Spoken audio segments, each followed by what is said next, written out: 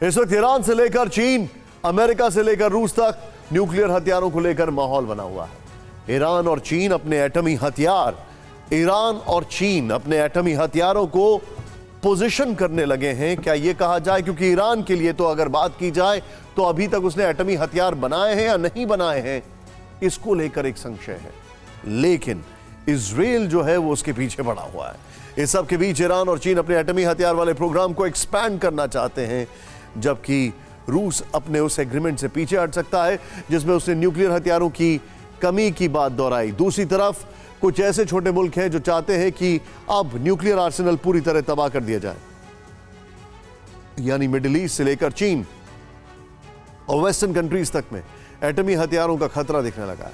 और इसमें भी कुछ ऐसे लीडर्स हैं जो लगातार एटमी वॉर को उकसाने का काम कर रहे हैं। रूस के नेशनल सिक्योरिटी काउंसिल के डिप्टी चीफ का एटमी वॉर को बढ़ावा देने वाला बयान आया है। परमाणु हथियारों पर बात करने के लिए अमेरिका को रूस से भीख मांगनी होगी, मेदवेदेव ने कहा है। न्यूक्लियर हथियारों में कटौती से लेकर अमेरिका से बातचीत का कोई मतलब नहीं है, मेदवेदेव ने कहा है।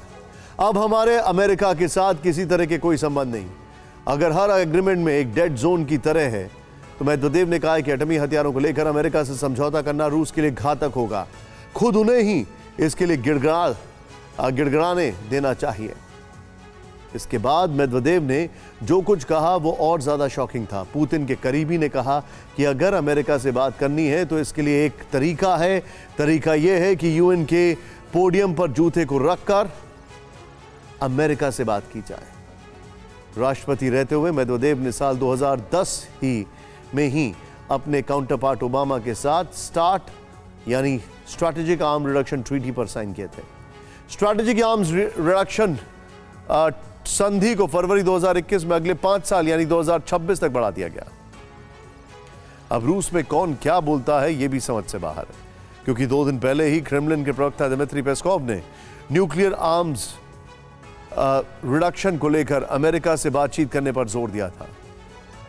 दिमित्री पेस्कोव का बयान भी पुतिन का बयान समझा जाता है, लेकिन मेदवेदेव ने जिस तरह एटमी हमले की धमकियां दी हैं उससे लगता है कि पुतिन अमेरिका के साथ न्यूक्लियर लेवल पर टकराव के लिए तैयार हैं।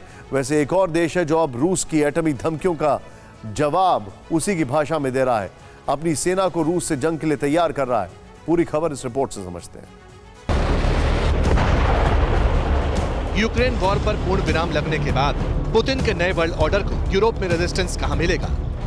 पुतिन की सेना के साथ सबसे पहले कौन से देश की सेना टकराएगी, इसे लेकर कंफ्यूजन क्लियर होगी।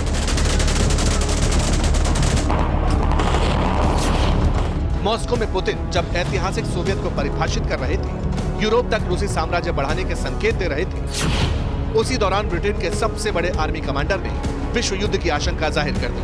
ब्रिटेन के chief of general staff Patrick Sanders ने यूरोप में तीसरे विश्व युद्ध के संकेत दे दिए। ब्रिटिश आर्मी से कह दिया, एक बार फिर यूरोप में युद्ध की तैयारी के लिए सेना को तैयार करना होगा। आमने सामने की जंग में, जमीनी युद्ध में पुतिन की सेना को हराने के मकसद से रेडी रहना होगा। जनरल ने कह दिया कि वक्त आ चुका है जब अपनी फौज को बेहद घातक और असरदार बनाना होगा।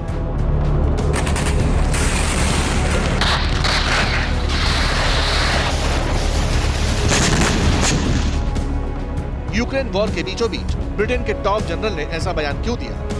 इसे समझने के लिए ब्रिटेन के प्रधानमंत्री बोरिस जॉनसन का बयान सुनना होगा। बोरिस जॉनसन ने कीव से लौटने के बाद पहला बयान ही ये दिया कि अब लंबी लड़ाई के लिए तैयार रहना होगा। यूरोप को लंबे वक्त तक यूक्रेन का साथ देना होगा।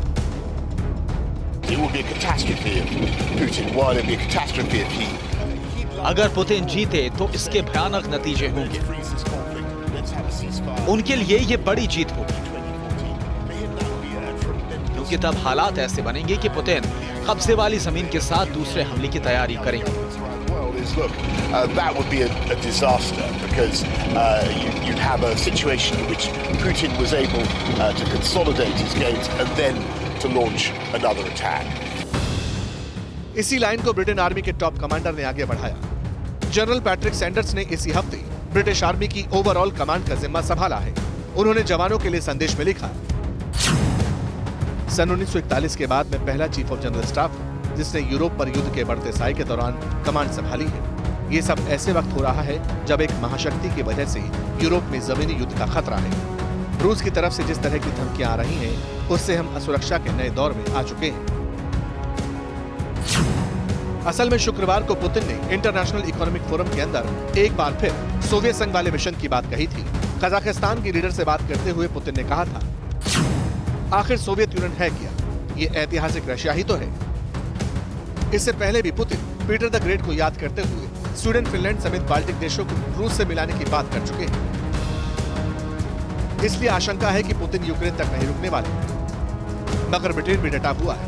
यूरोप में वर्ल्ड वॉर 3 की आशंका जाहिर करने वाले general Sanders British military strategic command के पूर्व कमांडर रह चुके हैं। उन्होंने बोस्निया, इराक और अफगानिस्तान में कई ऑपरेशंस को लीड किया।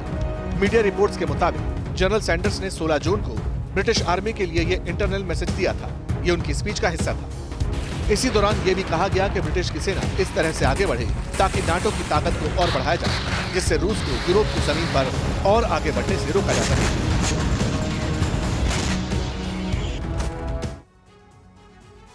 तो इस खबर के मायने ये हैं, अगर आप इस खबर को ध्यान से देखें, रशिया की यह धमकी तब आ रही है जब दूसरी बार कीव पहुंचे हैं बोरिस जॉनसन। रशिया की धमकी यह तब आ रही है जब बाकायदा यूरोपियन यूनियन में जाने का रास्ता ही नहीं, बल्कि बहुत जल्दी वो जा सकते हैं, ऐसा कहा जा रहा है।